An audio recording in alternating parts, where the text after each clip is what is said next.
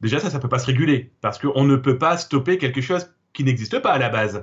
Ou alors on se retrouve dans un état dictatorial où on met un policier ou un cybersurveillant quasiment derrière chaque ordinateur.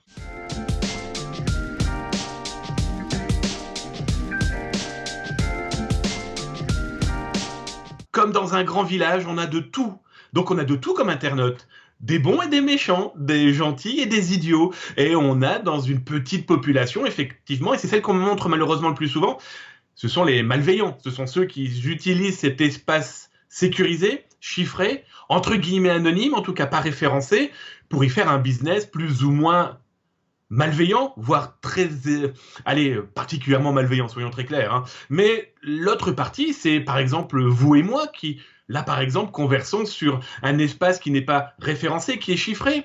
Ça peut être tout simplement aussi, on en parle aussi, mais des journalistes qui travaillent dans des zones où la communication n'est pas obligatoirement des plus sûres, ou tout simplement des internautes qui n'ont pas envie qu'on les écoute et qu'on les regarde.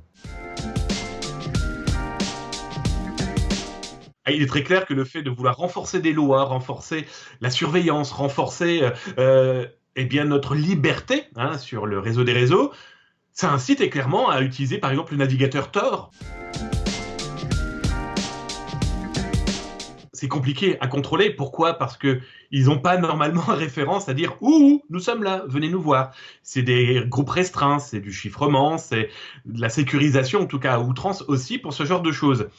Déjà, ça peut pas se réguler, parce qu'on ne peut pas stopper quelque chose qui n'existe pas à la base.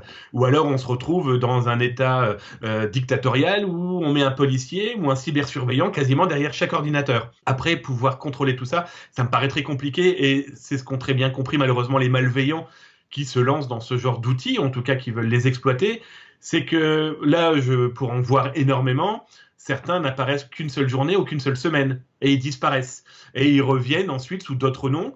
Parce que comme c'est par cooptation, comme c'est par contact, mise en relation, les retrouver c'est compliqué, les infiltrer c'est l'est encore plus.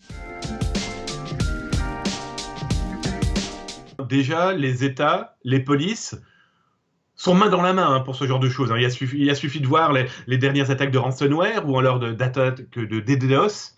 On voit qu'Interpol, Europol, le FBI, mais aussi chez nous en France, hein, on prend les différents services qui vont de l'OCLCTIC à la BEFTI, très certainement aussi, hein, il ne faut pas se leurrer, la DGSRI ou encore la DGSE.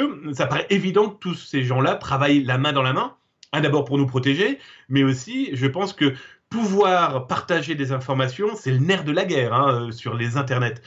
Parce que savoir qui va faire quoi, il faut pouvoir être infiltré, il ne faut pas se leurrer. Il faut pouvoir quasiment regarder au-dessus de l'épaule de l'internaute malveillant, ou en tout cas des groupes malveillants.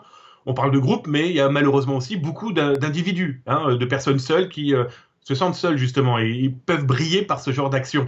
Donc il est évident qu'ils travaillent ensemble.